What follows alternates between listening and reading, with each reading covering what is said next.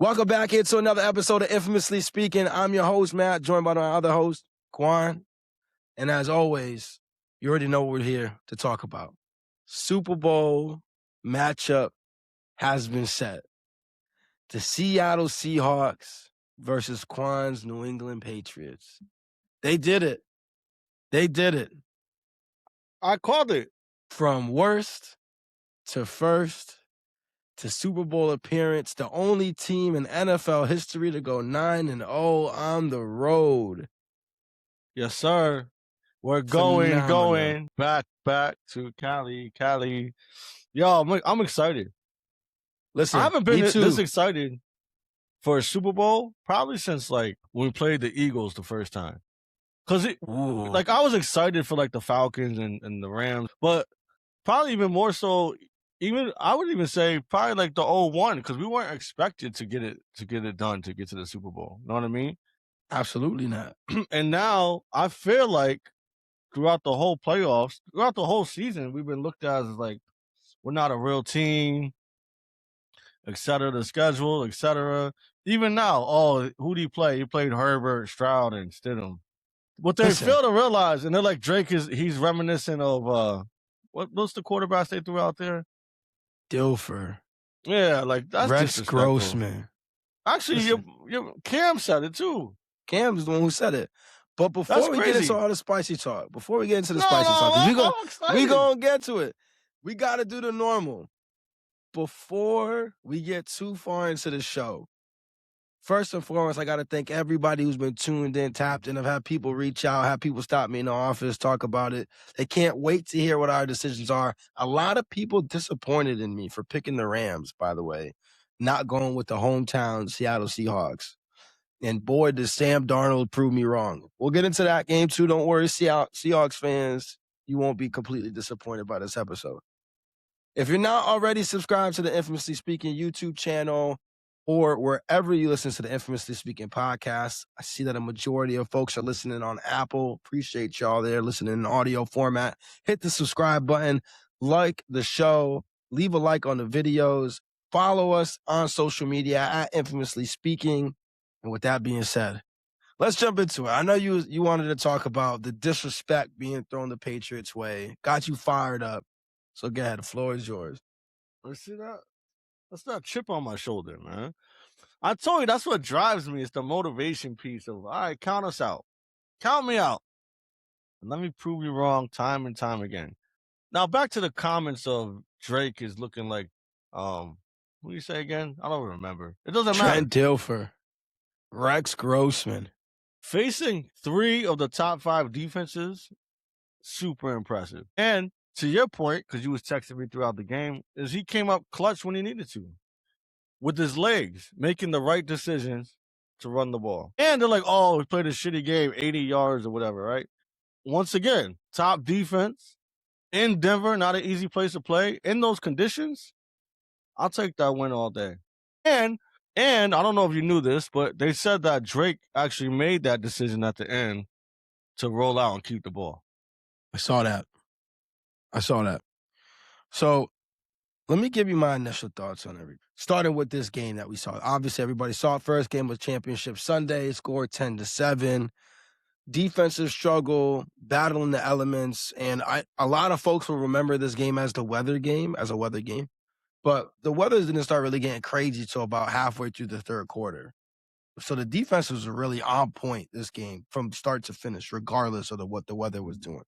Here's what was impressive, because I texted you after the game, and I was like, this was Drake's best game of the postseason. And I mean that. Obviously, the numbers aren't flashy. 10 for 21, 86 yards passing, quarterback rating of 62. That doesn't sound impressive. But why do I think this was Drake's best game in the playoffs? It's simple. You talked about it, the rushing. The touchdown came off of him. The biggest rush of the day, I think, was like a 28-yard rush on that field goal drive, right? The game-clinching play was a Drake Maye decision. I believe it was 6 first downs via rushing the ball. So that was extremely impressive. But it was the turnovers. We talked about that in the precursor. How does Denver win this game? They get Drake Maye to do what he was doing the first couple games, right? Get him apply pressure, which they did. 5 sacks. No fumbles from Drake. He didn't make the decision. He didn't make the bad decision. He didn't have the bad play. In fact, it was Stidham who had the bad play, and that was the difference in the game. And it's so easy for a quarterback in his second year who has all this noise swirling around him, like, oh, he's not playing like an MVP right now. He needs to do something, right? And you hear the media like, should Drake just be chill this game? And you hear Drake's like, I'm just gonna be myself. I'll be aggressive if I need to be. Well, this game he wasn't aggressive with the arm, but he was aggressive with the legs. And so I loved this game by Drake. I really did. And there's a clip he was talking to McDaniels, and he was like, man, this shit is hard. Yeah, it's fucking hard. Yeah, the games you playing a top-ranked defense with the best pass rush in the game in inclement weather.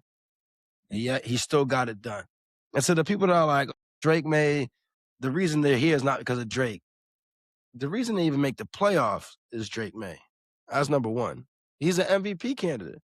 You talk about they're not here. They're here in spite of Drake Maye's play. Shit is insane, brother. Shit is insane. Team sport. It's a team sport, man. And now he's going to have to go and light up the Seahawks. Now he's going to have to go light up the Seahawks. It's going to happen. It's going to happen. I'm excited. I'm excited to watch this football game. Nobody text me. Nobody call me. I'm going to be isolated. Probably in New England. I might go to Gillette and just watch it there. Imagine if that game was played in Gillette with all that snow going crazy. Crazy. Shout out to all people in the Northeast. Cold front. We're about to get smacked with another cold front, I heard. But I was thoroughly impressed. And I think so. Let's talk about the game as a whole, right? Yeah, let me ask you this. How did you feel about the 4th and 1 call and decision? So that's a tough one, right? We talked about it on last show and even the show before where you talk about game flow, right? And you could tell in that game that points were going to be at a premium. I think leading up to that, New England had like 12 plays, 12 yards or something ridiculous, or like 36 yards. They weren't doing anything offensively. And I know you had the same beef when it was the other way around, when Belichick, who we'll talk about, didn't go and kick the field goal when they played Denver in 2015. That was Peyton's last year. I think if you're Sean Payton, experienced coach, I get it. You want to try to go for the kill shot, get 7, right? Your backup quarterback has momentum. But going up 10 there would have felt like a almost insurmountable task for a team that had nothing going on in New England. That's how I feel. But I feel like you take the 3 just based off of game flow. Based off of game flow and your defense playing at a high level, I think you take the 3 because it almost feels like 2 touchdowns, right? But at the same time, I like the aggressiveness. I just hated the play call. Absolutely. That's a terrible play call. Run the ball. Yeah. Because even if you miss it, right, like you don't get it, like they didn't, your defense is playing so well that the Patriots are backed up anyway. So I'm not mad at the decision, if I'm being honest with you. I just feel like, especially with Sean Payton being an offensive guru, they would have had a much better play call for that particular moment. But hey, I'll take it. I'll take it. No, I mean, it was a major. And the thing is, too, like, to your point, just to back it up, back up your point, is the defense didn't give up any points on the following possession anyways. So the defense did their job. Yeah. But I would have liked to see them run the ball there. 4th and 1, like I said, you're putting your backup quarterback in an interesting spot, and I get it. You have to have all the confidence in the world in him. But sometimes you could just make the game easy. No need to overcomplicate things. Yeah, I think it was Rex Ryan that said something too. Like, the coaches are aware of what the weather is going to be throughout the game. Like, you know, it's not like it's we didn't know it was going to be crazy out by this time of the game. Like, there's awareness around that. So with that awareness piece too, that's like, all right, let's take 2 possession score right here and see what we do. Well, it's easy the thing is, it's easy to knock it in hindsight because you see what the score ended up being. Of course. I just think because you know what's going on and you see how your defense is playing, that I'm taking the opportunity to go up 2 scores. That's my point. I'm taking the opportunity to go up 2 scores. Kick the 3. Now, you mentioned that, right? They know what the weather's going to be. I think that's what made the Patriots drive in the 3rd quarter so impressive, right? That field goal drive. They took up so much clock that when like Denver got when Denver got the ball back, they had no better than any time in the second half with decent weather to operate offense. And they talked about them kicking it. They had the ball kicking it. So when you could tell that was going to be a mess either way. Yeah. But that was such an impressive drive. And we talked about that on last episode because we talked about, remember, I was like, I think the Patriots' most impressive drive against Houston was where they burned a bunch of clock. They ended up punting, but they burned a shit ton of clock. Same deal here. Yeah. That was fantastic. And they just kept handing the ball out to Ramondre, that was the one drive he was killing them. That was the one drive. And of course, Drake kills him on that drive with the 28-yard rush. But that was phenomenal game sense. Like, hey, we know the weather's coming in. We know the weather's coming in. Kill the clock. Even at the end of the first half, he missed a field goal. It was a long field goal. But did you remember the situation? Drake was running, and instead of running out because he knew he wasn't gonna get out, he went down to call the timeout. And Vrabel was right there. Yeah, that was crazy situational football. That was really impressive. But that tells you a lot about that leadership and that coaching too, right? I don't think you win 9 games on the road without great coaching. Absolutely. Even to your point that you said earlier, like the turnovers, right? That was a big part of the game. Let the defense win. Like that was huge. There's little things that like I feel like gets overlooked because we know what the game has come to. But I wasn't even mad. I feel like they should have ran the ball, but avoiding a turnover when they threw it on 3rd and like 3 with like 5 minutes left or something. Remember? They kind of just threw the ball away so they didn't turn it over and just let the defense play. Mm-hmm. Like little shit like that gets overlooked, but it's a big part of the game.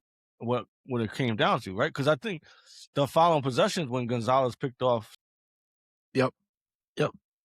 I'm trying to find, and I'm not finding it right now. But number one, New England won a key stat, right? We talked about turnovers. They won another key stat, time of possession, about 7 more minutes than Denver. They also, which was super impressive about this game, is it felt like I was looking for average starting field position.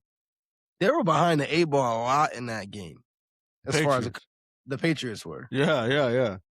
And that's what makes the not turning the ball over so critical, because you turn the ball over, they're in instant field goal range, like right away. And obviously we could tell threes would have won this game. And so that's why I feel like I said this was Drake's best game, because it's understanding, hey, I don't necessarily need to be Superman to win this game. We've seen it bite other quarterbacks this postseason, right? Everybody's favorite quarterback, Josh Allen, trying to be Superman too much against this Denver team. And it killed him. Drake's like, hey, pick my spots. I don't got to be elite with the arm. I could be elite with the legs. And Patriots come away with a gutsy win. And for all the people, like, if Bo Nix was there, we're killing them. You have no clue how Bo Nix would have played. Zero.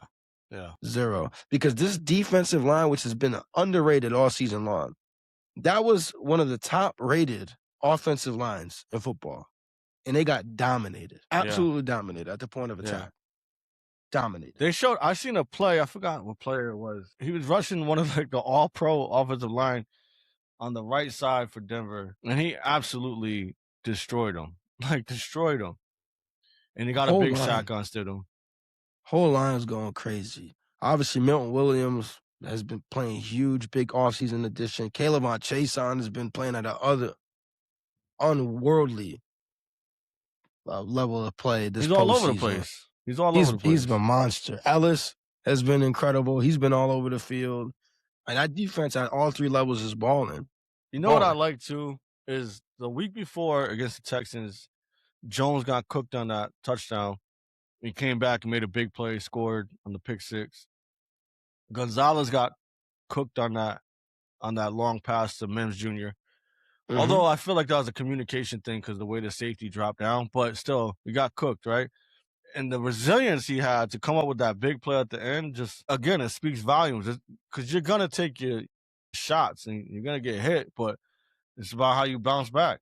Bounce back in a big way, man. We're headed to absolutely St. Clair, that was called? Santa Clara, to face the NFC champion Seattle Seahawks. And let's talk about that game a little bit. I mean, what a quarterback matchup we were treated to. That was one of the best back and forth quarterback performances that I've seen in a long time. Stafford, hats off to him, played incredible. Darnold, let's start with Sam Darnold. proved a lot of people wrong. His inability, right? That was the big story coming in. That's why Minnesota didn't give him the big deal, right? And he was getting killed, and rightfully so, right? Because he's struggled in big games. That was the thing. Came up and he out-dueled Matt Stafford. And I don't think anybody would have been like, if Sam Darnold out-duels Matt Stafford, it's going to be because they both play phenomenally and Sam Darnold just plays more phenomenal, right? It would be like Matt Stafford has a rough game and Sam Darnold just plays okay. But Sam was on the money all night. So I'm curious what your thoughts are on Sam's performance and then, Seattle as a whole. JSN, he's a savage. He is a savage, bro. That guy is disgusting. You know what else I liked? The GOAT Tom Brady's commentary. And just calling out the little things, like the shoulders. Did you hear that part? I sure did. JSN don't drop his shoulders to tell. That's the kind of insight that I really appreciate, that I would never have, known from the outside looking in. So getting that insight was pretty dope. Again, I kind of fell asleep. I woke up to a whole bunch of that's a good game. Even my brother hit me up. Shout out to Adam, man. He was excited about that game, and he didn't want to play Seattle, but I said, I don't care who we play. I'll tell you what, I think I said it on, did I say it on the black? No, I think I said it in the office. I was like, I would like the Patriots' chances more against the Rams than the Seahawks because of, we've seen it in the postseason, right? Especially in the Carolina game. That secondary is very gettable. Very gettable. To your point, JSN is incredible. I mean, Puka was a monster in this game, 9 for 165 in a tutty. Cooper Kupp was making plays. He was putting on for his home state. But the biggest takeaway, like I said, has to be Sam Darnold, man. Like, I'm sure if you were a Seahawks fan, maybe Seahawks fans were like, no, we believed in Sam this entire time. We all lie, and that's okay, but I won't call you out on that. But there had to be something. I'm like, man, my goodness. Please don't let today be the day he turns into a pumpkin. I think this is the first time we've seen in a big spot him play a fantastic game from start to finish. Because even in the second game where they played the Rams and they came back and won, he wasn't very good for like the first 3.5 quarters. He turned up, second half of that fourth, and then obviously in overtime. From the first snap, he was on point. First snap to the end of the game, the first drive, he had that bomb to Shaheed. Of course, like I said, JSN has been involved the entire time. So, when I think about Seattle, I think about their ability to win in all three phases. And that's what you look for. We talked about that with the Patriots, right? An ability to win in all three phases. Seattle has that they could win offensively, win defensively, and obviously special teams killed the Rams. Early Super Bowl preview here. I know who you like. It's obvious. But outside of just being a fan, why do you think New England comes away with the win? Oh, it's easy. Leadership. I feel like they got the best leader. Like McDonald's done a great job. I feel like they have the best leader. I feel like they have the MVP of the league. And like you said, our defense has been overlooked. With Million Williams in the center, right? Like Gonzalez, I feel very confident in this game. I'm not overly confident, don't get me wrong, because it's any given Sunday, but I like our chances. I think Drake Maye is the way better quarterback. Same reason why we took Stafford over Sam Darnold. We just felt like that was the better quarterback that you'd rather rely on in that kind of game. But yeah, I feel like that's the main thing, is that leadership and that QB leading the helm. And that defense is just impressive, to say the least. I think for the Patriots to win, that needs to be the story of the game. Not that Drake can't light Seattle up, even though that's a tough Seattle defense. Like Seattle got, just like New England, they got playmakers all over that defense. Obviously, playmakers on offense. We talked about JSN. Kenneth Walker's a threat out of the backfield. Cooper Kupp, Rashid Shaheed, big play threat. I agree with you. If you did coaching matchup, who do I think has the coaching edge? I gotta go with Mike Vrabel. He's just coached in bigger spots. Right? He went to AFC Championship with the Titans, but also has played in a bunch of Super Bowls as well. Quarterback edge. I'm a Drake Maye guy, but Sam Darnold has proven with this game that he can play. Sam Darnold also proved that he sees ghosts when he plays his team. So let's go there. That was in Foxborough. That was I in don't give a Foxborough now. fuck. He seen ghosts on the field. Now, what I will say is this. The Seahawks didn't have the defensive gauntlet that the Patriots went through. Now, the Patriots are now playing the top-ranked scoring defense in the Super Bowl. So they win. They went through four of the top 5 scoring defenses to win the Super Bowl. So everybody's talking about the easiest path to a Super Bowl. 4 of the top 5 scoring defenses is a little insane. That's impressive. Just throwing that out there. So it's not like they're. I say that to say that it's not like they're used to it at this point, right? They're used to it. They're used to playing tough defenses, aggressive defenses, tons of talent. San Francisco was banged up. The Rams defense from like the second half of the year on has been not great. I'm not 100% sure who I'm going with though yet. I actually want you to go for. I don't think I'm gonna. Like right now, if I had to make a pick right now, I'm leaning New England. But that's just because I believe in Drake Maye. You have been a believer in Drake Maye. And the fact that he's had these down games actually gives me strangely more confidence going into the Super Bowl. I agree, because you know he's gonna. Because if anybody is due for a game, it's right now. It's Drake Maye in the Super Bowl in the same stadium where he watched his Panthers lose to the Broncos. Redemption story for the kid from Carolina. I love it. 10 years later, that'd be a heck of a story. I love it. Heck of a story. So I want to talk about the losing teams real quick. Let's talk about the Rams quick because, as everybody knows, that was my pick to represent the NFC in the Super Bowl. And so Quan is the only one that had a correct pick make it to the Super Bowl. Did you pick the Patriots in the beginning of the season, actually? I did. To make it out of the AFC? Yeah, because I looked at some of the old shit that we had put up. So, because I said, why not? If we win the East, why not? Once we're in the dance. This guy talking like he's on the team. Why just not got us? A 2-step. Why not us, man? Forged in Foxborough, baby. Yo, credit to you. You was on that early, too. Credit to you. That's a you know, those odds, I believe there was 6,000 to 1. If you would have bet that. Actually, them and Seattle, I believe, are both 6,000 to 1 to open the season. Imagine if you would have put that slip in. Woo-wee. Woo-wee. That would have been a ridiculous payout. But the Rams, the reason I liked the Rams throughout the entire season was because of the prolific offense. Especially when we saw that Matt Stafford, the back thing, whether it was real or not, obviously was not an issue throughout the entire season. The special teams have killed them, especially this season. We start to think about the Eagles game that they lost. They got killed there. The second game they played against Seattle, special teams bit them there. This game, obviously, the muff punt ends up in Seattle scoring 7. What's the Rams' outlook next season? Obviously, Seattle is super competitive in your division. The Niners, banged up, made it to the second round of the playoffs. I'm curious what your thoughts are. Obviously, this is contingent on Matt Stafford coming back. What do you think the outlook for the Rams is moving forward? Like, I think they're still in the prime position because you had a great point with the Niners being banged up, making it that far. Obviously, it's not easy to get back to NFC Championship game, let alone the Super Bowl. But if they keep the pieces, why not? They're a play away, like you said, right? That's true. They just got to tighten up the special teams, really. And their defense got to be consistent enough throughout the year because, like you said, the drop-off was evident going into the playoffs.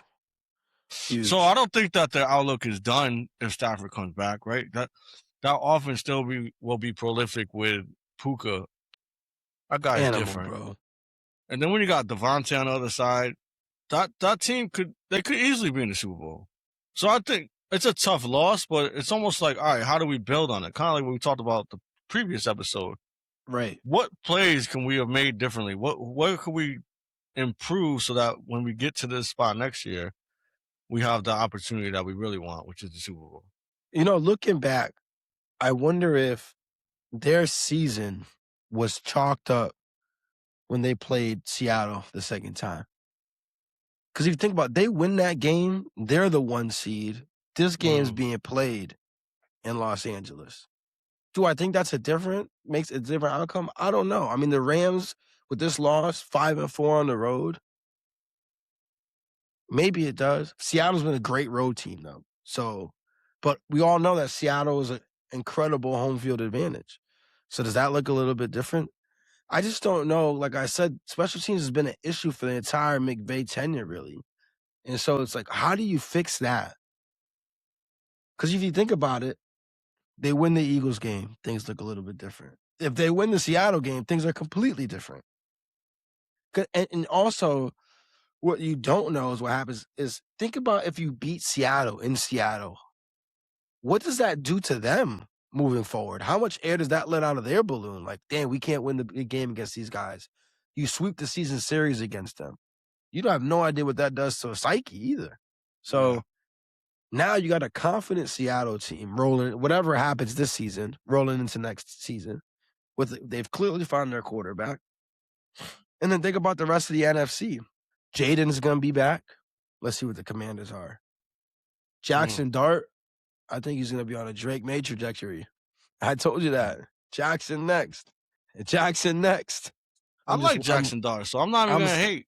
I'm speaking it into existence. Could you imagine a Jackson Dart, Drake Maye Super Bowl? Oh, it'd be crazy. I won't have friends after. Unless the Giants win, I won't have friends. That would so I would hope I'd root for the Giants just so I don't lose friends. I'd still be your friend. That's true. I'd still be your friend. Because I like Drake Maye. I'll never. That kid's a baller, man. That kid is a baller. And again, it's all contingent on Stafford coming back, like you said. And then also, another year he's getting closer to 40. Yeah, but he had an MVP season. So who says he puts that up again? Who says he doesn't? Never know. You think he's Tom Brady? No. Okay, Father Time catches up to everybody. Yeah, but when he got weapons that he has at his disposal, that's true. Offense is crazy season out there, but they got to fix the defense. That's number one. If the defense plays how it did the second half of this season, they're not going to be close to sniffing the Super Bowl. They better call Sam Darnold. Sam Darnold's crazy. Aaron Donald. They call Aaron Donald. Man, call Malik Willis. He was balling. And then, of course, I just said Malik, Chicago, right? They should be better. We think Detroit should bounce back. Green Bay with a healthy Micah, that probably looks different. Like, the NFC has a lot of interesting teams in it. Tyler Shuck, your guy, Tyler Shuck. You're getting way ahead of yourself now. You're talking about talking about next year already. What are you doing? Excited, guy. I'm excited. We got John Harbaugh. I'm excited. We should be talking about the flag football game going into this week. No, thanks. So let's talk about the Broncos. Obviously, everybody in Denver feels like that game goes differently if Bo Nix is available. I'm not too sure about that. The Broncos are not a fast-starting team, so they like to save their scoring for the fourth quarter, and nobody was scoring in that weather in the fourth quarter. So who knows? Might have been worse for you guys. Maybe Stidham saved you guys. Denver's an interesting team because we talked about how maybe the balance in the AFC is shifting. Right, Drake Maye, Bo Nix, both taken in the same draft. Here they are in the Super Bowl, playing to go to the Super Bowl. So I think when you talk about what people expect to be the upper echelon of the AFC, right? Like if you consider Buffalo and Baltimore with Lamar, and then if Patrick is healthy, the Chiefs, the Patriots have to be in that conversation now. You can't talk about the upper echelon of the AFC and it's not because they're in the Super Bowl. It's because they clearly hit the quarterback and they clearly have the coach. And they have great ownership that's willing to spend to improve the team. And they got they have a young quarterback on a cheap deal. Am I wrong to think that? Yeah. And then Denver, similar situation. Right? Bo Nix clearly has talent, regardless of I'm not the hugest Bo Nix guy, but he clearly has talent. Sean Payton's a great coach. Killer defense. The only difference is that division's a little bit tougher. So could I see Denver potentially finishing maybe second or third in the division, depending on the health of Patrick Mahomes, especially with McDaniel taking the Charger OC job? Maybe. What do you think things look like for Denver in the future? That's tough. That's tough to say, only because, to your point, when you hit the quarterback and the coach, you already put yourself in a great position. The only problem is you got a Hall of Famer in Patrick Mahomes and Andy Reid also in that division, to your point. So I could see Denver digressing, right? I even like the Chargers. I told you that all year. It's just, their line was banged up.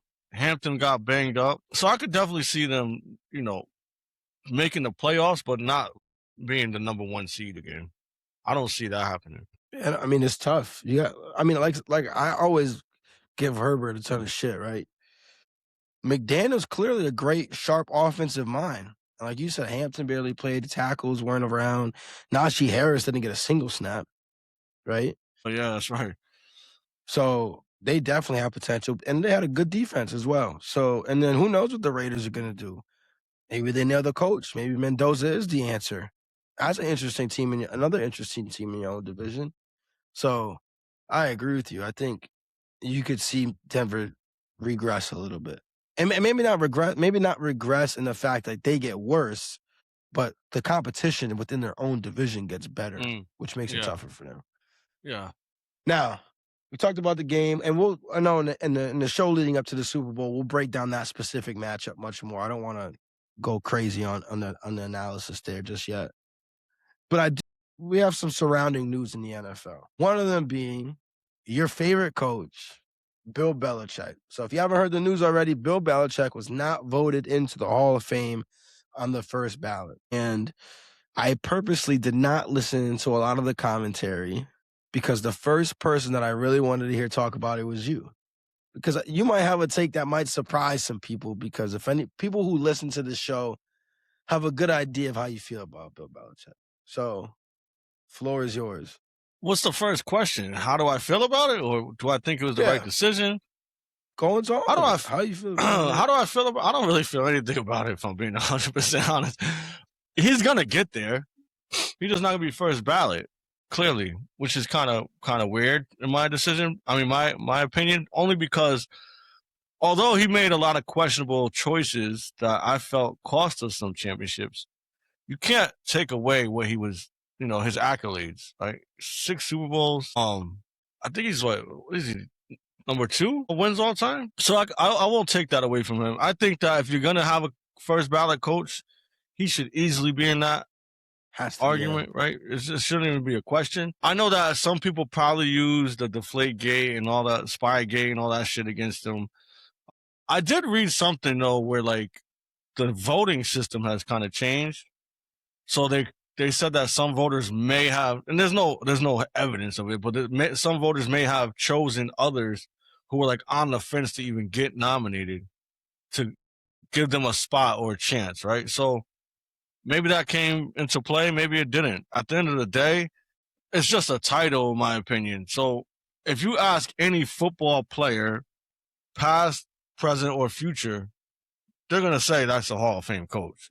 So what matters more, the gold jacket or really what people are, your actual legacy? So there's a couple things here. I think there's a different weight of being first ballot, right? At least in the player standpoint.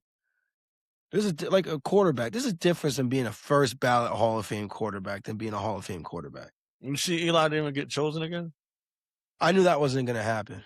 And the reason for that is, did you see what quarterback was on the ballot? Drew Brees. Okay. I mean, listen, I'm a Giants fan. Love Eli. 2 Super Bowls. Drew Brees was objectively better. This just is what it is. Drew Brees was a savage. Eli's going to get in eventually. I have no doubt Eli will get in. But, yeah, Drew Brees is on the ballot. And then there's other, like Larry Fitzgerald is on the ballot. He's 100% first ballot Hall of Fame. But there's a different weight to first ballot. My thing with this ruling is the players, I guess. But I think maybe to the players, but for sure when you're talking about like GOAT conversations, that matters, especially in football. Like basketball Hall of Fame is a little bit more open, right? And it's not just a professional basketball Hall of Fame because there's college and stuff in there. But there's that. But also, you just set a precedent. Now, what coach will ever be first ballot Hall of Fame? So you just set you are not getting in on your first ballot.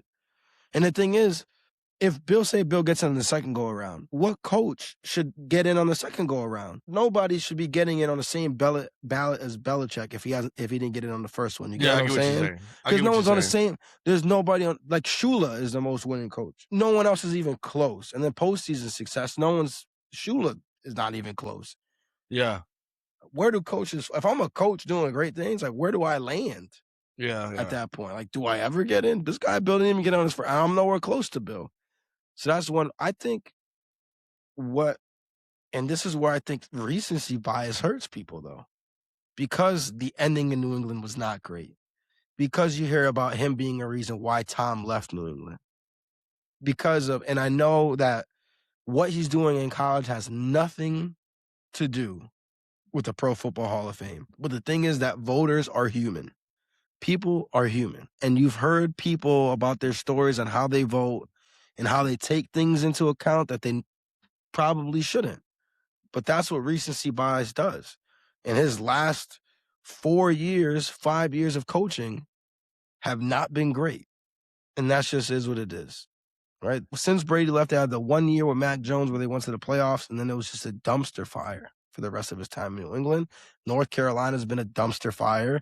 Sounds like he was burning bridges in the Patriots organization, right? He's not allowing anybody from the Patriots organization to come into North Carolina. Just, I don't know. I feel like as humans, sometimes you take things into account that really shouldn't matter. Yeah, I could agree with that. Like I said, I don't take the accolades away from him. I jokingly told you, like, maybe they used Brady against him, like they was using Belichick against Brady, of like, he led to a lot of the success, which I agree with.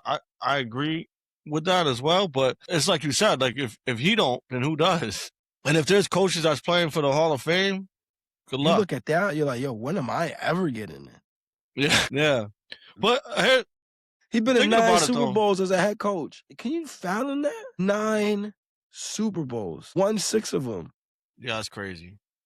That's crazy. He has more than he's a tie with franchises. Yeah. I don't know, man. Shit is insane to me. How objective. Maybe if he played Malcolm Butler against Philly, he'd be in there first ballot. No, like you said, there's questionable decisions, but I think this is where the Hall of Fame voting gets weird in every sport. It's because there's people with emotion and biases that allow that to cloud their objectivity. Do you think Bill cares? Apparently, there was a statement I saw. He said to like an assistant or something like that, where it's like 6 Super Bowls. What else you got to do? I mean, I would care, but I don't know if that's real because I seen another quote where it's like he's worried that it might affect the players when it comes to their turn to from the Patriots organization. I saw that quote on the same quote of what Tom Brady said about Bill Belichick, which I went and then listened to the audio of that quote just because I want to make sure and verify. Like was this paraphrase or whatever? Brady was like, "That's absolutely ridiculous. If anybody's gonna make it, it's gonna be him." But I think that does raise some concerns, right? Where it's like, what faith do you have? And it could be as players, like, what faith do you have? That's as easy as a decision as it gets. The only easier decision is going to be when Tom is up for the Hall. Other than that, there's no easier decision, and they didn't get it right. So wouldn't that kind of be like, you know what? I don't know if I trust these guys to get it right. Yeah. Tom might not even make it now. No chance, bro. The whole shit would be a sham. Tom Brady not first ballot Hall of Famer. Peyton Manning was, and that's no disrespect to Peyton Manning. Obviously, all-time great, but Tom is on a level all alone. And so is Bill when it comes to coaching, on a level all alone. Maybe they took into consideration like his Brown stint, wasn't great. His Brown stint wasn't great. I get that. But second all-time wins, first all-time playoff wins, first all-time Super Bowls, first all-time championship game appearances. You can't. And I get it. And that could have hurt him too, seeing Tom leave, because that was a conversation when Tom won the Super Bowl with Tampa. Correct. That was a massive conversation. Like, and there's a drop-off. Look at this. Granted, we made the playoffs. It clearly wasn't the same product. Yeah. I don't know, bro. I saw this shit, and bro, I'm not a New England fan by any stretch. I'm like, yo, that shit is ridiculous. Yeah. Because you know he was a coaching genius. Some of the shit that he pulled, or like how he used to manipulate the clocks. Remember that shit he did against the Jets? Yeah, that was funny. That was you know funny. what I mean? Yeah, that was funny. Obviously, he took a safety. Right, take a safety, like to kick the ball. Yeah, I can't remember outside of the games you called out where I'm like the Patriots lost because the other team was more prepared. The other team was better coached. Wasn't many games like that. So, I mean, how much did Tom cover up? We'll never know. Maybe it's because he made the decision to go to college and mess with one of the students. Now, let me flip the question on you.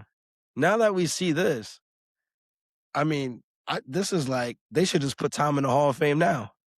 At that point, because if you're like he's not a first ballot Hall of Famer because the quarterback is what made him look good. Then if the quarterback made him look that good, a quarterback gotta put him in.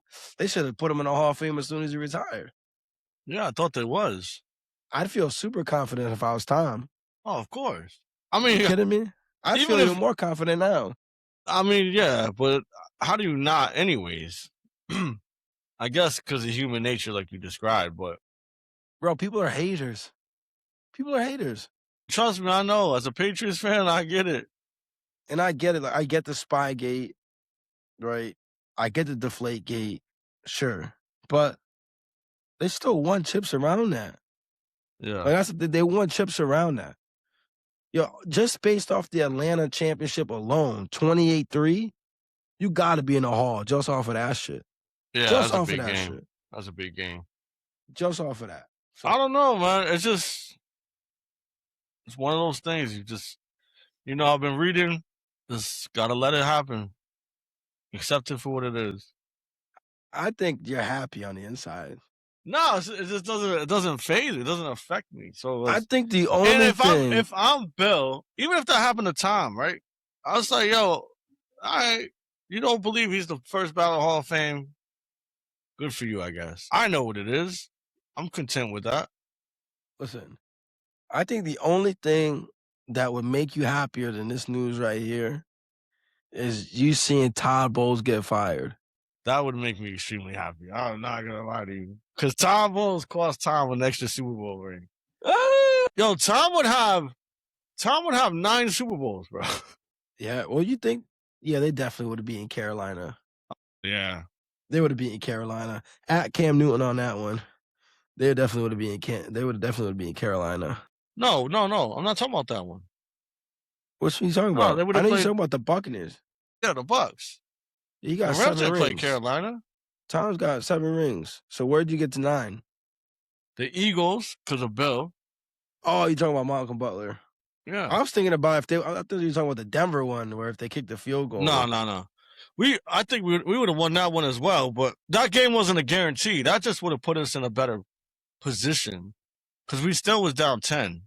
That's true. So we'd have still been down a field goal, and that defense was cooking. So I won't even chalk that one up. That was just a bad decision that didn't put us in a great place.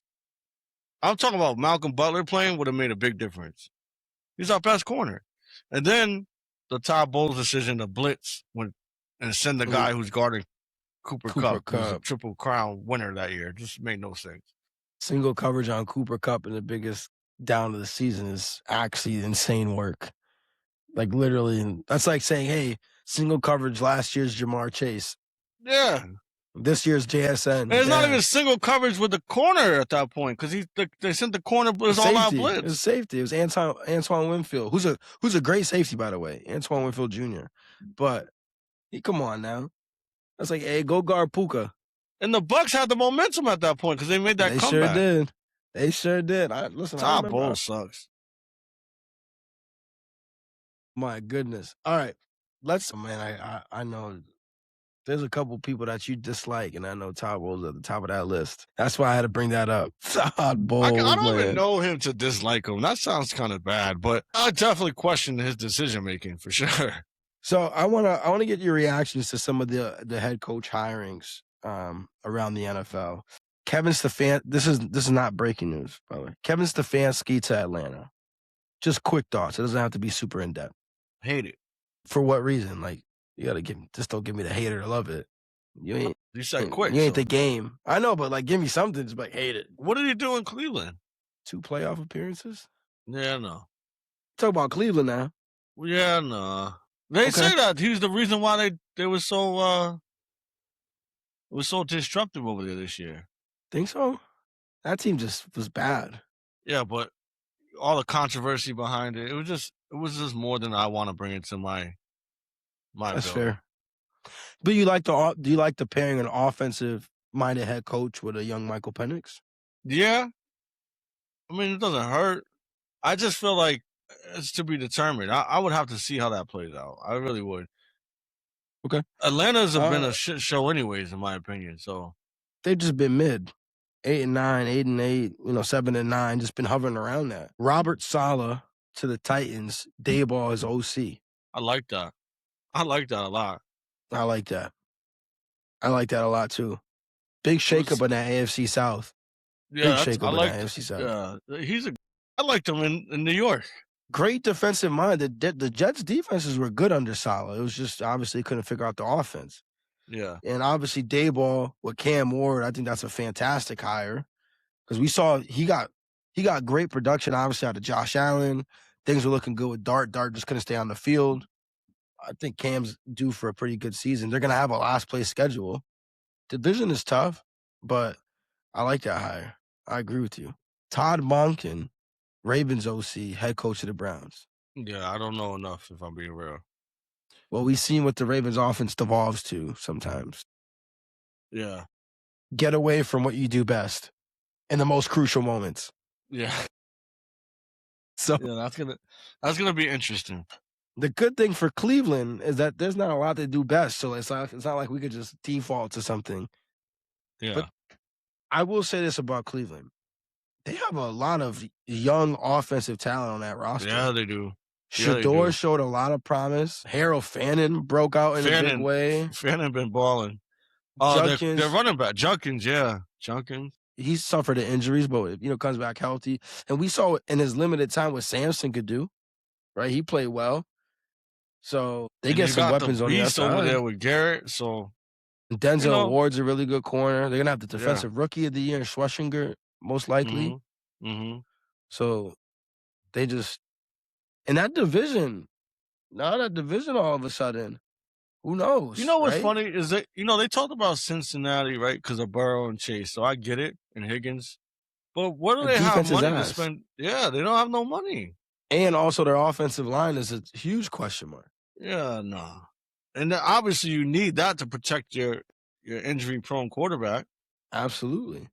It's crazy. If you would have asked me before this season that there was only going to be one coach in the AFC North that returned, I would not think it was going to be Cincinnati's. Zach Taylor. Right? It'd be like, oh, Harbaugh. But we know what? Maybe they devastated or Tomlin, right? Like, because he never has a losing record. I didn't think it would have been, especially after they had a terrible season. So let's stick in the AFC North. Jesse Minter, Chargers DC to the Ravens. Well, the Chargers had a good defense, so I'm not mad at that. I don't know enough about him as a coach, if I'm being honest. I think like a lot of these have to play out to see how. It's almost like watching film on the players. I want to see how they're coaching because I'm big on leadership and all that. So how they connect with people. Same with Vrabel. That's why I love Vrabel. He's a player's coach. Like I said, giving everybody a handshake going into the locker room like that. That's a difference. That's a difference maker. It might seem small, but that goes a long way. Yeah, I think Mentor was I said mentor. I think Mentor was a great hire. I mean, 5th ranked scoring defense this year. Last year, 2024, he took over the NFL's 30th ranked defensive unit from a scoring perspective and turned it into the best scoring defense in 2024. So obviously big defensive impact. The Ravens defense, at least especially in the first part of the season, was terrible. They turned it on a little bit later on. So from a defensive standpoint, I really like it. Offensively, they have the pieces, right? Like Lamar at quarterback. But the thing is, how limited is Lamar from a rushing standpoint? Because he was tentative all season. You could tell he wasn't looking to run like how he normally did. Derrick Henry with another year on him. Obviously still effective.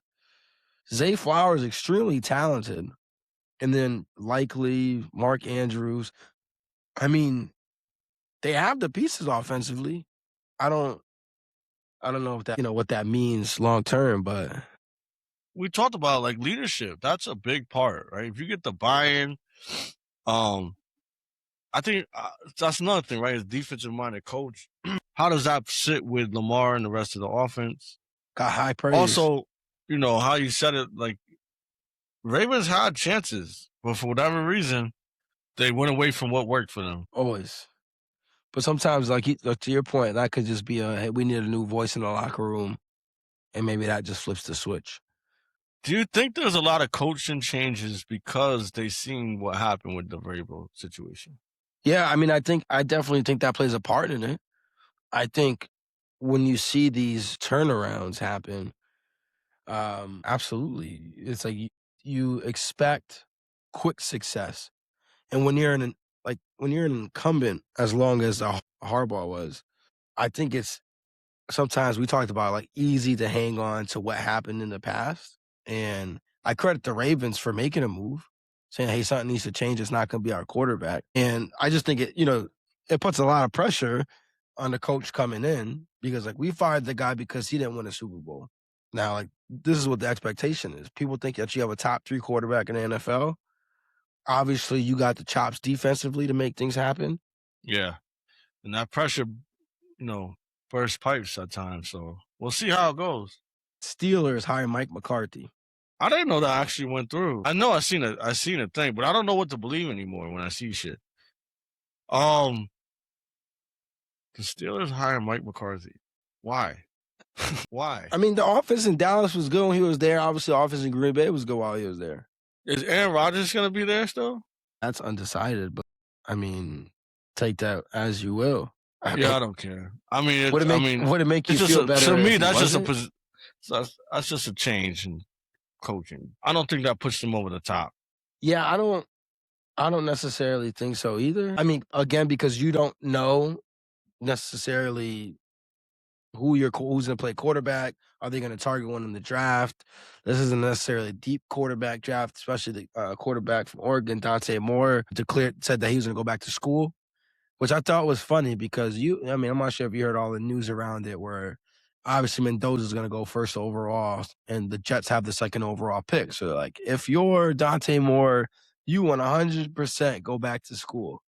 And I thought that was funny. I'm like, yo, you think the Jets aren't going to be right back there next year? Yeah. They got time. They got time for that shit. Yo, I seen a thing, bro. If you bet, I forgot what it was. I think it was like $50. If you bet $50 and took the money that you won week over week and put it on the Jets for not throwing an interception, you would have made like $5.3 million. You'd have been rich, shit, bro. Rich. Crazy. Absolutely. Jeff Hafley to the Miami Dolphins, former Packers defensive coordinator. Yeah, I don't know what to say to that, bro. I mean, Green Bay's defense before the Micah injury was phenomenal. There's a lot of things you got to deal with coaching, though. So when you get there, right, let me ask you a question. You're this coach, right? You got a new job. You have talent, obviously, in that locker room, but you also have probably your most talented player in Tyreek Hill, David A. Chance right there. Divine A. Chance, excuse me. And those personalities. And he wanted out. It seemed like he was happy that he got injured, but, how do you address that? And like, what is your first move? Well, first move got to be figuring out what the heck's going on at the quarterback situation. What are you doing with Tua? Are you going to roll with Quinn Ewers? You got to figure that out. Then you obviously turn your sights to the Tyreek Hill situation. Obviously you have a talented wide receiver in Jalen Waddle. Like you mentioned, Devon Achane. Does Darren Waller come back, who had the stretch of the season where he looked really good, right? Yeah, you got to address the Tua situation first and foremost. You're walking into a situation, like, what are the expectations? Not especially because you got the New England Patriots now. Obviously, right. Josh Allen, the Bills. What is the expectations there? It can't be, like, realistic ones can't be. It got to be playoffs. I feel like even that's a stretch. I mean, of course. Like a wild card game. I don't even know if you're that good. I don't think you are. the thing is, I don't even know what. I don't have the number in front of me. Like if they decide to move on for Tua, like how much that'll impact their cap. But it has to be ridiculous because they give him bread. Yeah, I remember that. Tyreek also got the bag. And he's coming off an injury. So what team's going to want to take on that whole contract? I don't know. The only reason I'm saying they're not finishing last is because the Jets exist. Yeah. That's the only reason. Right. That's the only reason where I'm like, yeah, they're not dead last. So, I mean, granted, if you have a great defense, a lot of things are possible if you just get solid quarterback play. So, and Halfley, I mean, the Packers defense finished 11th in yards, 11th in points allowed, 12th in yards after the Parsons injury.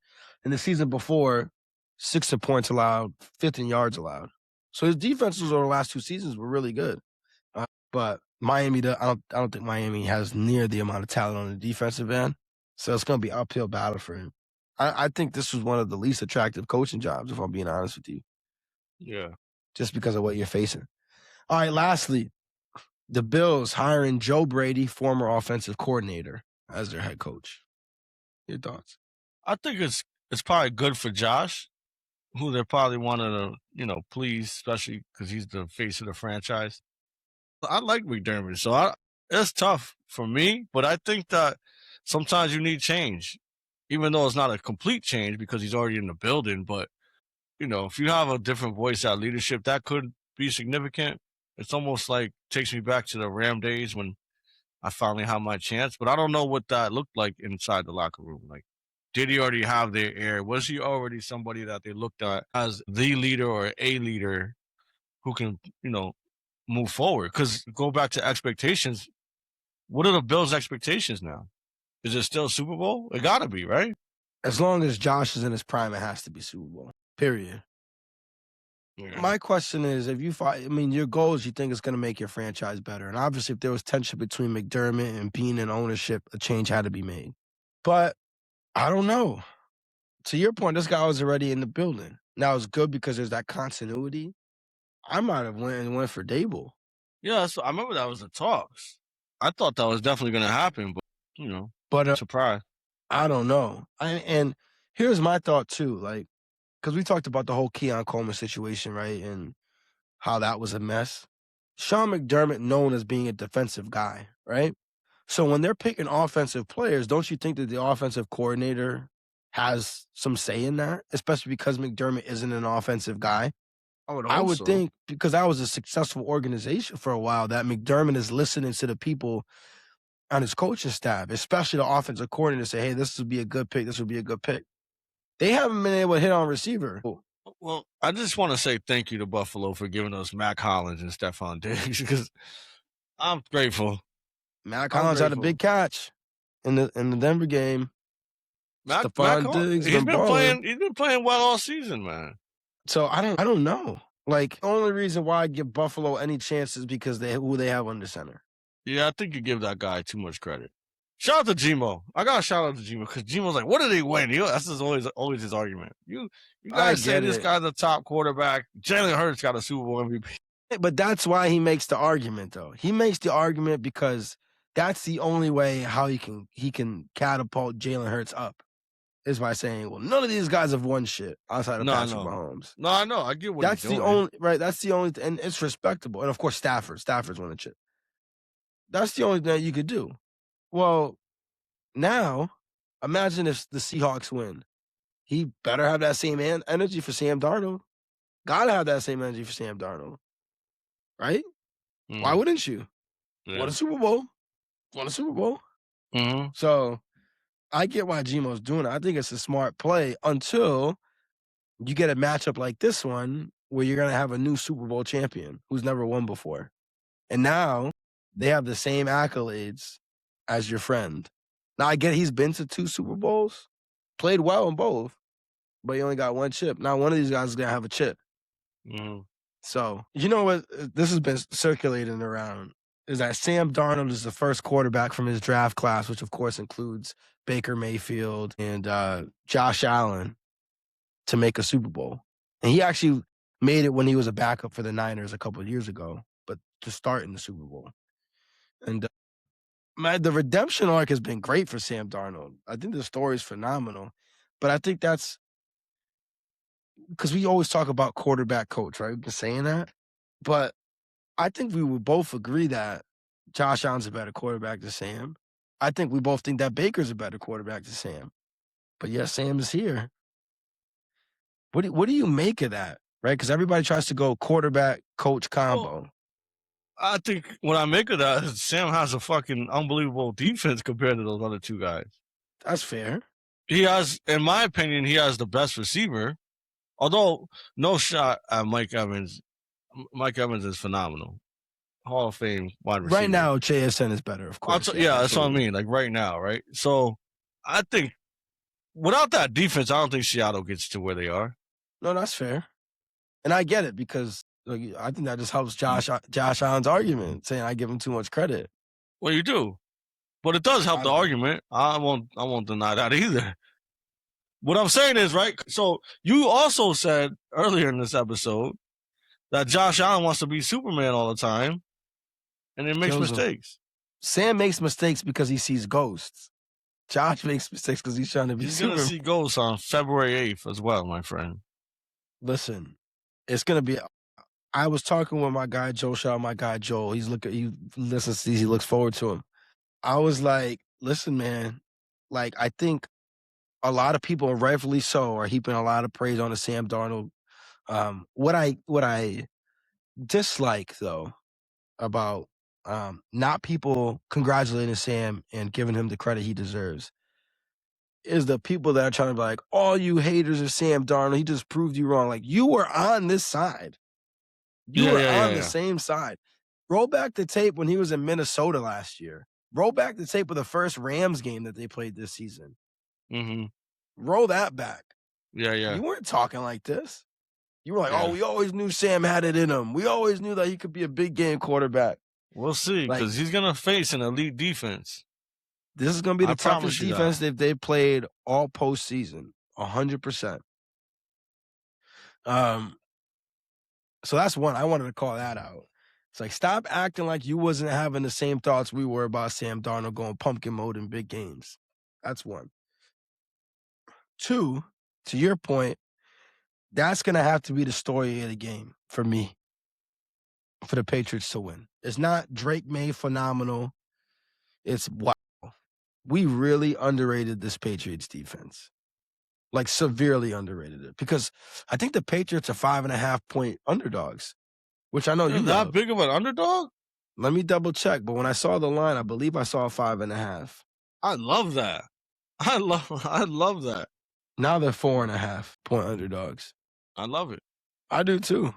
I think that bodes very well for the Patriots because, the thing is, they had this motif of being the underdog, but I feel like going into the season, the Patriots, where people weren't as high on them as you were, where you're like, we're going to the chip. I think people were like when I told you, yeah, I could see the Patriots. You're like, Patriots are going to the chip. They're at least making the playoffs. And I was like, I could see it, but I'm willing to bet you that they don't make it, right? They were favored in a majority of their games this year. And now, of course, them winning a lot of games helped that out. They were also favored in every playoff game they played so far. No, they weren't favorites against Denver. Yeah, after the Knicks injury. 100%. Oh, they were? Oh, yeah, they gave us the points. Yeah, you're right. Yeah, because if Bo Nix was healthy, you guys probably would have been underdogs. But even though they were like the odds-on favorite, I feel like people were picking against them anyways. Like, oh, the Chargers sneaky, right? That's a good play. Oh, yeah, they were. People, there was a lot of analysts that picked Houston, right? A ton of them. There was analysts that picked Denver, even with Jarrett Stidham. Oh, now they've had this underdog feel, even though they're 14-3. They've been favored in the majority of their games. But now they really get to embrace that underdog. Mm-hmm. I know a coach like Mike Vrabel has to be really leaning into his guys about that. I mean, how would you use that? You see that, like, okay, how would you use that to fire up the troops? Oh, that's easy. That's what I told you. I live for that shit. Let's prove them wrong. I love what Vrabel did. So you probably don't know because you're not a big movie guy, But the whole Warriors, that's from the movie, right? From the gang, they had to get back to Coney Island. But it's like a Road Warriors theme, like we're going on the road. Love that mentality. I think that you do what you've been doing all year. You're not gonna reinvent the wheel because it's been working, right? 9-0. One more dub. And we can end with this. This is what's scary about this equation here, right? And I don't want to get too ahead of anything, but if the Patriots win this Super Bowl, we are entering the opportunity of another New England dynasty. Like that, I mean, and it sounds crazy, right? Because the overreacted prisoner of the moment. But in all reality, especially next season, what's stopping them? Nothing. Drake Maye is only going to be better. We still have the largest cap. Exactly, because you don't got to pay Drake. The way that Drake acts and his demeanor and the way that he's all about the team makes you feel like he's and the fact he's in the Patriots organization makes you feel like he's going to do some Tom Brady type of activities, not like a level of greatness, but like I'm willing to take less money. Yeah. To have a great team around me, right? I'm willing to do what it takes so we could win on the margins. That's the kind of vibe that you get from Drake.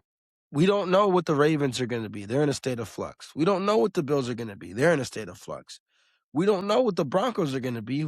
We obviously want Bo to recover from the injury, but we don't know because we just talked about that tough division. We don't know what Mahomes is going to be coming off the Achilles injury, right? We don't know. The AFC's in a state of flux, and all of a sudden, the New England Patriots are the most stable franchise in the AFC.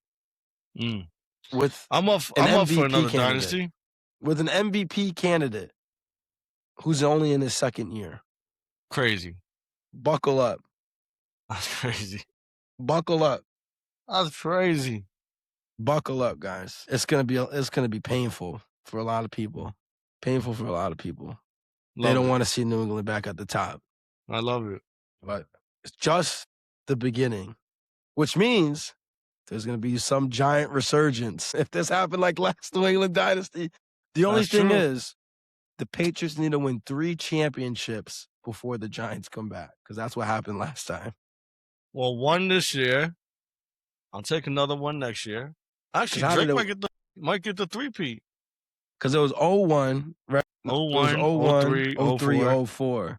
So if they follow that pattern, then he would have to lose next year. But I think the opportunities is there for next year too because of all this flux, in the conference. And then the NFC is such a bloodbath; they're going to beat each other up. And you know what's funny? I just thought about this right now. Is the opportunity that some players had to come to New England, and they chose not to, like Godwin. Who was the other receiver? There's another receiver that I think had the opportunity but chose not to. But I know Godwin was one of them. He took less money to stay in Tampa. Yeah. Which I respect. He loved Tampa, obviously. Yeah. Ain't nothing wrong with it. He just won't get to the Super Bowl. That's it. My guy Diggs Trade for Marv. Trade for Marv on the low. Man. I would love that. Trade for Marv on the low. Hear me out. Obviously didn't work out, but you got the most accurate quarterback. Trade for Marv on the low. Uh-oh. We got a better chance of getting A.J. Brown. Yeah, I already told you how I felt about that. I'm just saying I feel like we have a better chance of getting him. Listen, so you got the Patriots. Should I say who I got right now? Maybe I'll save it for next episode. People come back. How about that? They'll come back. I know it sounds like I'm high on the Patriots, but listen, you never know what a week could do. Just wait. I'll let grind you all 22, right? Watch plays of Nick Emanwari lighting people up. You seen that play? Have you watched that play back? It was the deciding 4th down where Stafford, they looked like they was going to blitz and they dropped everybody back and only rushed 2 on that critical 4th down. They had their rookie, he's like a safety linebacker hybrid. Rush, he just drove the left tackle right back into Stafford. Did he? Kid's a dog, bro. Gotta love that. That's what I think, that we have to continue bringing on that blitz and bringing on that pressure. It's been working. It's been working. Have to pressure Sam. Well, stay tuned. You never know. I might roll with the whole hometown Seahawks. You never know. God, this guy. I watch enough film. I hope you do. Who knows? You cursed my Rams pick. Actually, you know what's funny? I gotta find somewhere to watch that game, just because every time you text me throughout the game, I'm like, bro, I'm still like in the third quarter. Watching this guy's watching last year. He's watching the Malcolm Butler Super Bowl. I'm watching super slow motion, bro. Analyzing every play as it buffers. Ridiculous. Well, appreciate y'all for tuning in. If you made it this far, of course, remember, subscribe, like, leave a comment. Tell us who your picks are for the Super Bowl. And don't just tell us who, tell us why. I would love to dissect some of those comments on the show. Again, follow us on social media. And until next week, think critically, speak infamously. It's love. Love.